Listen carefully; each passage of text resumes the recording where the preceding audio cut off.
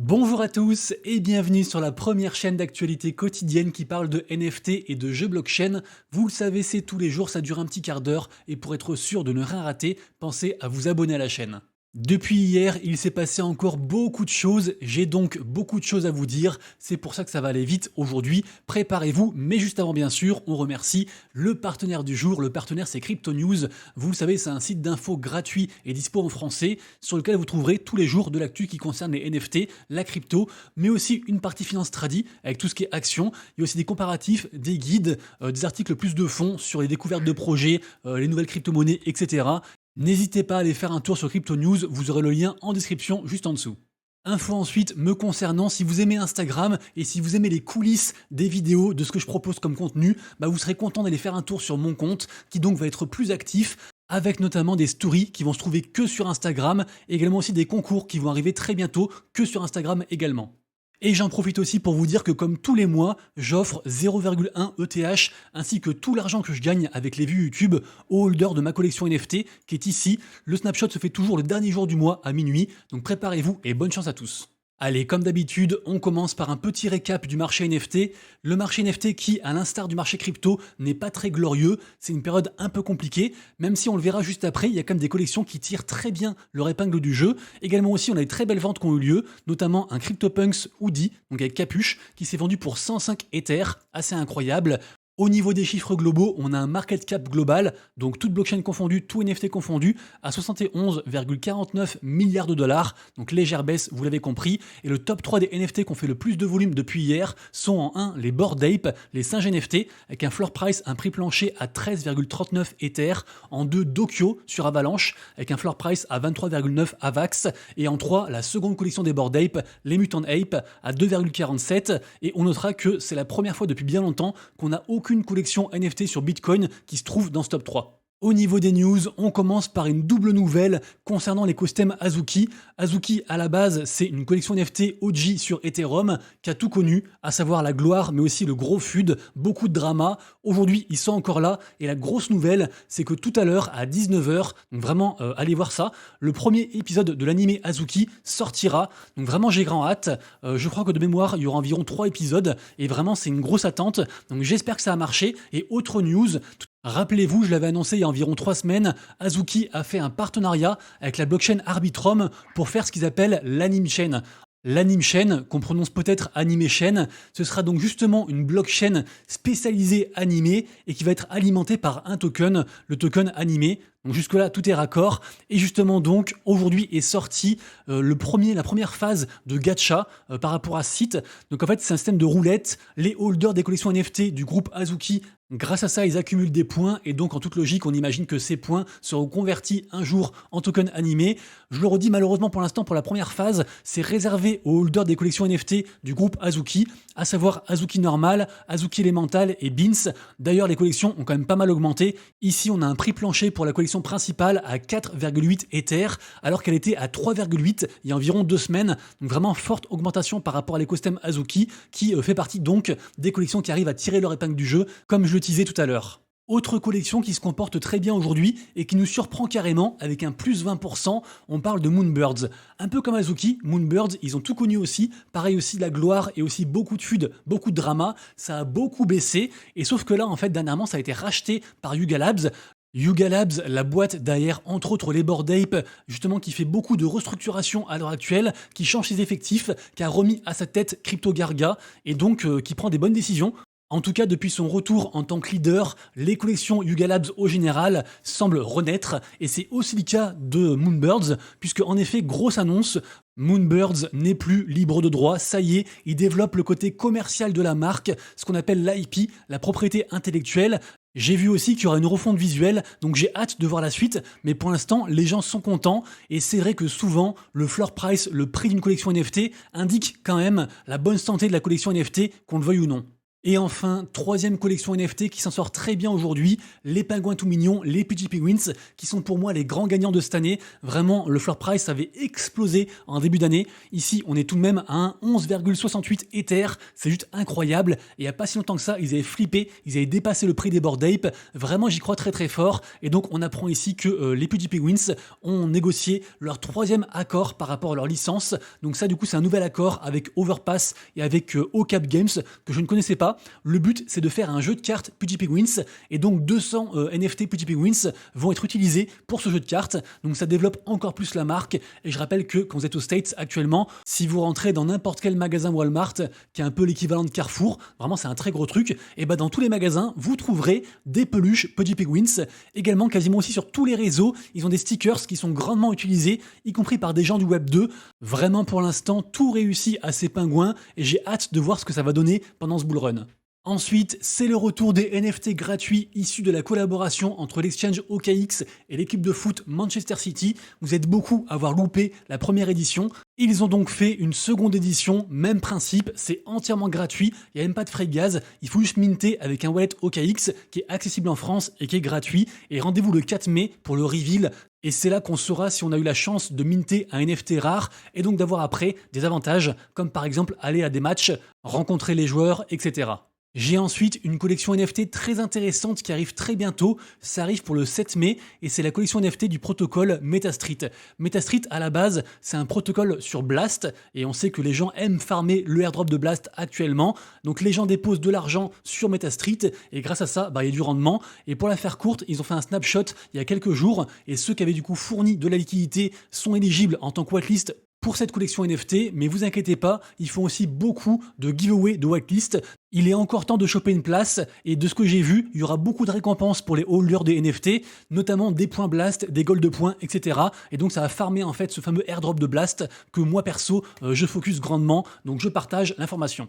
Je vous parle ensuite brièvement d'un projet très récent qui s'appelle Héroglyphe et franchement c'est une prise de tête mais il y a beaucoup de gens qui sont très très chauds dessus. De toute façon regardez, si on regarde les gens que je suis et qui suivent le projet, on retrouve Franck, créateur des Gods, Kieran, founder de Illuvium, Saigar, un des meilleurs devs de l'écosystème, également aussi Dingaling, une célèbre baleine, Lucanet, CEO de Petit Penguins, bref, vous irez voir mais c'est une grosse dinguerie. Ce projet, en fait c'est le nouveau projet du fondateur de SushiSwap qui est juste un des plus gros DEX à l'heure actuelle, un des plus gros exchanges décentralisés, et donc c'est pas n'importe qui ce gars-là, et en fait il veut résoudre, grâce à son projet, grâce au projet Héroglyphe, il veut résoudre en fait un problème qui fait que les validateurs de Ethereum commencent à être trop centralisés, il y en a de moins en moins, et c'est les mêmes acteurs qui rachètent en fait des nœuds, pour la faire courte, et grâce à ce programme qui va introduire une notion de glyphe dans les transactions. Je sais c'est compliqué, on n'y comprend rien, mais bref, grâce à ça, ça va incentiver les gens à devenir aussi validateurs pour qu'il y en ait de plus en plus et donc redécentraliser la blockchain Ethereum. Pour ce faire, il y a déjà 16 mints disponibles sur le site, dont certains ont déjà sold out. Ils sont évidemment reliés à différents écosystèmes. Par exemple, celui-ci, c'est lié à l'écosystème de la Berat Chain. Il y a aussi un qui est lié à l'écosystème de Monad, auquel je crois beaucoup aussi pour la fin d'année, et qui proposera aussi, j'imagine, un gros airdrop. Donc peut-être que ceux qui vont minter ça, qui vont holder ça, vont recevoir du airdrop des différents écosystèmes. Je ne sais pas. Pour l'instant, on est encore très early. Pas grand monde comprend quelque chose, les gens ils mintent parce que un tel a minté ou un tel pense que le projet est bien. Moi je pense que ce projet peut être un banger ou alors de la grosse daube, donc vraiment renseignez-vous. Faites gaffe aussi puisque en effet la plupart des collections NFT s'achètent sur le réseau Arbitrum, donc vous ne faites pas avoir. Par exemple pour Berat Chain, il faut 250 USDC sur Arbitrum. Renseignez-vous bien, c'est peut-être une pépite. Ensuite, j'en ai encore parlé dans la vidéo d'hier, actuellement on a plein de airdrops qui pop de partout, donc je parle pas de tous les airdrops, je me focus sur ceux qui sont axés NFT ou gaming, sinon c'est sans fin, on a encore eu Camino sur Solana, bref, c'est quasiment tous les jours, et aussi Sanctum, sur lequel je suis très bullish, mais c'est pas du NFT donc j'en parle pas. Au niveau airdrop NFT, aujourd'hui on a celui-ci, celui du projet NFTFi, on a 41 jours pour le claim, donc si vous avez interagi avec ce protocole, n'hésitez pas à checker. Également aussi j'ai appris que le airdrop de Friendtech était repoussé à jeudi pour tout ce qui est SocialFi. Également aussi j'ai appris que DeFi Lama sortait un nouvel outil, donc un peu comme ce qu'a sorti Etherscan il n'y a pas si longtemps que ça, c'est un airdrop checker, donc juste vous rentrez votre adresse ici et vous saurez tous les airdrops pour lesquels vous êtes éligible, donc vraiment c'est trop cool. Etherscan le faisait aussi. Également sur Solana on a celui-ci qui est très bien, solana-airdrop-checker.solworks.dev. Vous inquiétez pas, vous aurez tous les liens en description. Et pareil aussi, copiez-coller votre adresse et vous saurez tous les airdrops pour lesquels vous êtes éligible.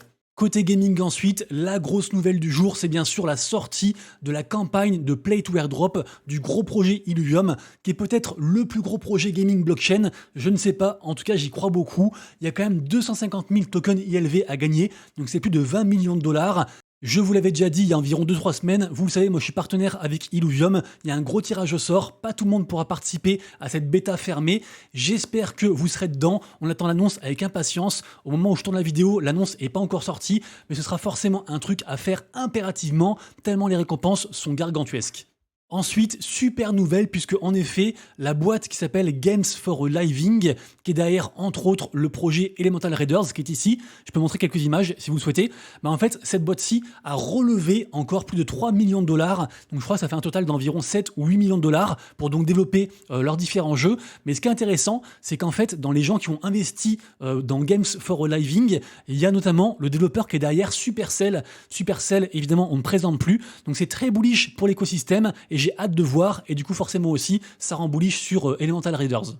Et puisqu'on parle de levée de fonds, regardez-moi ça, le projet Desperado 218 vient de lever 10 millions de dollars. Je connaissais même pas le projet, apparemment c'est un RPG qui a déjà des collections NFT, qui va se lancer sur Immutable X. On a un trailer ici, franchement 10 millions de dollars, c'est assez incroyable. J'ai l'impression que côté gaming, c'est très facile de lever de l'argent. En tout cas, je vois plein de boîtes qui lèvent de l'argent, donc vraiment j'ai hâte d'être à l'âge d'or des jeux blockchain, ça va exploser.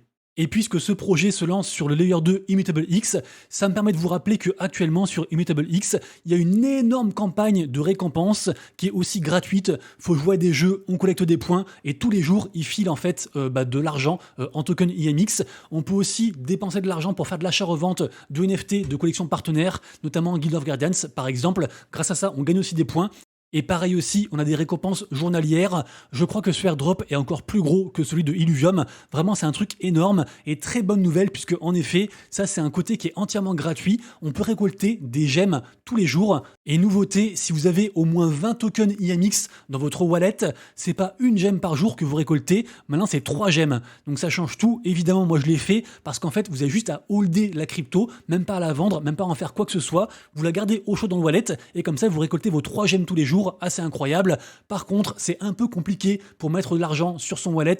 Donc moi, je pense que le plus simple, c'est de passer par Layer Swap. Vous avez juste à bridger depuis Ethereum ou autre. Depuis aussi Arbitrum, ça marche aussi. Il y a moins de frais. Donc vous bridgez un peu d'Ethereum, au moins environ 40 dollars pour faire du coup les 20 tokens de IMX. Et une fois que c'est bridgé, ça prend environ 5 minutes. Vous allez sur QuickSwap. Vous inquiétez pas, vous aurez tous les liens en description. Et comme ça, vous swappez votre crypto Ethereum qui est wrappé sur la blockchain IMX, vous l'échangez contre de l'IMX et ce qui est cool c'est qu'en fait on peut choisir de payer les frais de transaction avec de l'Ethereum alors que sinon en fait vu que c'est la blockchain IMX on paye avec de l'IMX donc c'est un peu compliqué donc faites ça, comme ça le tout prend environ 5 minutes et vous aurez donc vos 20 tokens et vous claimerez donc comme moi 3 gemmes par jour. Ensuite, toujours sur Immutable X, j'ai appris que le jeu Metalcore, le shooter Metalcore, avait été élu jeu blockchain de l'année 2024 par la Global Blockchain Show. Et c'est vrai que c'est un très gros projet, plus de 200 000 personnes qui le suivent. Bien sûr, ça ne veut rien dire, mais ce jeu est vraiment très hypé. On le rappelle aussi, bien sûr, ce projet a rejoint l'écosystème Mon Protocol. Donc moi, je suis très bullish dessus. D'ailleurs, petite digression, mais Mon Protocol, ils ont refait des gros partenariats, également aussi avec Solana, avec aussi la blockchain Aptos, avec aussi l'incubateur CDFI. Bref, ils sont partout. Le token Mon est très attendu. Et pour l'instant, il est estimé à 0,6 $ par token. Vraiment, c'est un très gros projet. Et donc, Metalcore a rejoint l'écosystème Mon Protocol. Et en jouant Metalcore, a priori, on pourra aussi gagner du token Mon. Et surtout, n'oubliez pas de vous préinscrire à la bêta ouverte qui arrive très bientôt parce que ça vous permettra de claim d'avoir un NFT véhicule entièrement gratuit. Il faut juste laisser son mail. Et pour rebondir sur l'écosystème Mon Protocol, je vous le rappelle encore une fois, le farming du airdrop est toujours disponible, il est entièrement gratuit, c'est juste des quêtes d'engagement communautaire. Je le rappelle aussi, j'en ai parlé hier, mais Pixel Pals, le petit projet de Mon Protocol, c'est terminé, donc maintenant on attend la suite. Donc au final, il ne reste plus que cette façon entièrement gratuite pour farmer le token, ou alors acheter des NFT Pixelmon, qui est le plus gros projet de l'écosystème Mon Protocol. Le floor price a quand même pas mal baissé, on est à 1,45 Ether, et d'ailleurs j'ai trouvé un thread très intéressant de la part de Moritz qui explique tout ce qu'il y a à savoir par rapport à ces NFT et au potentiel airdrop qu'on peut espérer en les holdant. Franchement, allez le lire. Et pour terminer, et comme quoi ça vaut le coup de se pencher sur les projets que je rabâche sans cesse depuis des semaines voire des mois, le projet Ultiverse dont j'ai reparlé pour son mint hier a atteint 30 000 Ethers de TVL, de Total Value Lock. C'est-à-dire qu'en fait les gens ont déposé 30 000 Ethers pour espérer avoir au moins un NFT de ce projet. Donc a priori, le floor price de cette nouvelle collection NFT devrait exploser. On en saura plus demain. Et je rappelle que Ultiverse, c'est un projet qui mêle gaming et intelligence artificielle. Et également aussi le projet Palio, qui a été minté donc aujourd'hui, a atteint un floor price de 0,4 Ether. Là, c'est redescendu un petit peu. C'était 0,10 pour minter. Donc bravo à ceux qui l'ont fait. C'était un x4 pour ceux qui ont vendu ou un x3 à l'heure actuelle. Merci d'avoir suivi la vidéo, merci infiniment à ceux qui suivent les vidéos jour après jour. J'espère que je vous apporte un petit peu de valeur. Si c'est le cas, pensez à vous abonner à la chaîne. On est presque 11 000 et à mettre un pouce en l'air, ça aide énormément. Et quant à nous, on se retrouve dès demain pour la prochaine vidéo. Et d'ici là, bien sûr, le plus important, prenez soin de vous, de vos proches et de vos wallets. C'était Monsieur Rabbit, des bisous. Ciao.